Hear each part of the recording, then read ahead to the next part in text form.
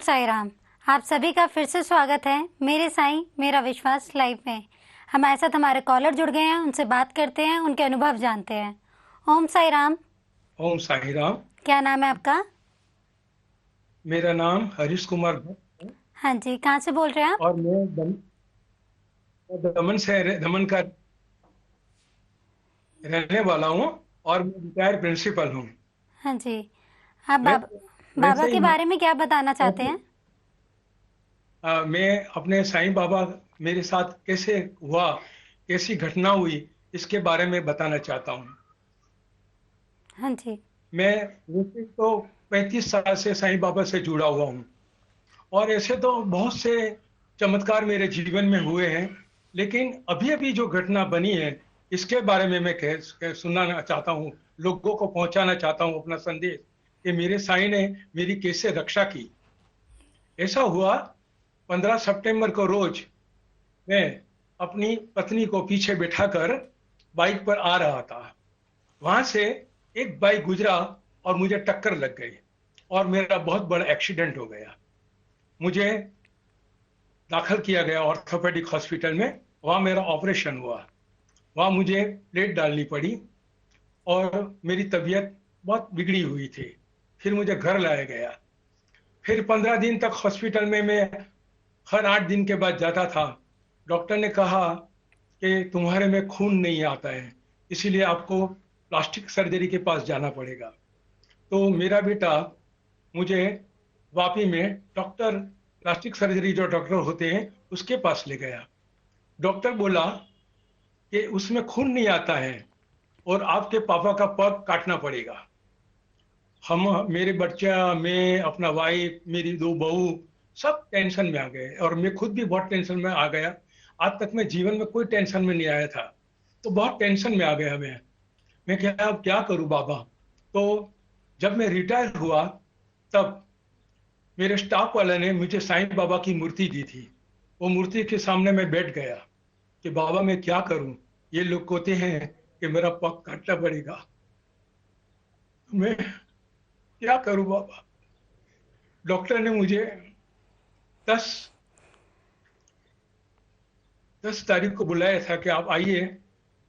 मैं वहां गया और डॉक्टर ने मेरी पाठापिंडी थी वो खोली और देखा, पाँव दबाया। दूसरे दिन तो खून निकलने लगा। डॉक्टर कहता है, अरे भट्ट साहब, ये क्या हुआ, आपको तो खून आने लगा। आपको कोई डॉक्टर के पास जाने की जरूरत नहीं है। आपको आपको अब मैं कोई कुछ नहीं करना पड़ेगा। उसने तुरंत मेरे पाँव के सब 17 टाँके आए थे, वो टाँके काट डाले और कहा खून बहने लगा। और के मेरे बच्चे को कहा कि बेटा अब तुझे कहाँ ही जाने की जरूरत नहीं, तेरा पापा की दवाई मैं करूंगा। तो हम, मेरा बेटा आज तक जिंदगी में कभी नहीं रोया। वो पहली दफा मेरे मुझे गाड़ी में लेकर घर पे आया। मैंने बाबा के पास बैठ गया। मैंने अपनी वाइफ को कहा कि डॉक्टर साहब ने कह दिया है कि तुम चल सकोगे, तुम्हारा पाँव नहीं काटना पड़ेगा। मैं, मेरा बेटा, मेरे बहू सब बहुत रोए। ये बाबा का चमत्कार नहीं था तो और कहाँ था। और भी चमत्कार था कि जब मैं एक 1 रूम किचन में रहता था। मैं बच्चों को शायद पढ़ाता था और ऐसा कुछ हुआ मेरे जीवन में कि मैं और भी 1 बेडरूम का किचन हॉल का लिया फ्लैट। मैं ट्यूशन करता था, बहुत मेहनत करता था। फिर 2 बेडरूम हॉल किचन रहा। उस वक्त रिटायर हुआ, तब तक मेरे बच्चे को कोई सर्विस नहीं, सब पढ़ते थे। लेकिन बाबा ने ऐसी कृपा की, दोनों बच्चों को, ये अच्छे अच्छे थे। मेरा बड़ा लड़का है वो मेरी तरह टीचर है और छोटा लड़का है वो केमिकल इंजीनियर है। दोनों इस तरह से लग गए। दोनों को किस तरह से बहू मिली, कैसे मैं दादा हो गया, आज तक कुछ नहीं हुआ। और ये जो मेरा पाँव है, आज मैं लकड़ी से चल रहा हूँ, घूम रहा हूँ, बच्चों के साथ जा रहा हूँ, पार्टी कर रहा हूँ। और ये बाबा का चमत्कार है। अभी मैंने एक प्रतिज्ञा ली थी कि बाबा, जब तक मैं तेरे साईं दरबार में नहीं आऊंगा तब तक मैं कहाँ भी नहीं जाऊंगा। ऐसे बहुत से प्रसंग मेरे घर में आए, मकानों का उद्घाटन हुआ, शादी में बुलाते थे। मेरा वाइफ को मैं कहा तू जा, जब तक मेरा पाँव अच्छा नहीं होगा, मैं चलने नहीं लगूंगा, तो मैं बाबा के पास जाऊंगा। और 15वीं मार्च का रोज मैं एक रात को मेरे बच्चे के सपने में आया कि बाबा चलो, मैं आपको शिरडी ले जाता हूँ। वो मुझे शिरडी ले गया। मैं शिरडी ले गया तो ऐसे हुआ कि मुझे व्हील चेयर मिल गई। उसी वक्त मैं बहुत नहीं चल सकता था, और मैं बाबा के पास मुझे सीधा अंदर ले गए। बाबा को देखकर मैं बहुत रोया। मैं 35 साल से, मैं जब प्रिंसिपल में था तो हर महीने मैं बाबा के पास जाता था, और बाबा के पास जाता था तो सिर्फ खड़ा रहता था। मैंने बाबा से कुछ कभी नहीं मांगा, कभी नहीं मांगा मैंने बाबा से। लेकिन आज उसने मेरा पांव ठीक कर दिया। पहली दफा देखा, बाबा क्या है तेरी लीला, क्या है तू, कैसा है तू। मैंने आज तक तुझे अनुभव नहीं किया, लेकिन ये देख तेरा हरीश भट्ट आ गया, तुझे अच्छा पाँव हो गया, मुझे नहीं काटना पड़ा बाबा, ये क्या हो गया। बहुत रोया। आजू बाजू सब जो थे वो देखते कि इंसान क्यों रोता है, लेकिन क्या दिल की बात किसी को बताएं। बस जय साई राम, इससे और कुछ नहीं कहना चाहता हूँ। जी। बहुत से ऐसे ऐसे चमत्कार हैं, क्या बताऊं आपको। मैं गवर्नमेंट सर्वेंट में था, और हमारे गवर्नमेंट में पैसा पैसा देने से ही काम होता है।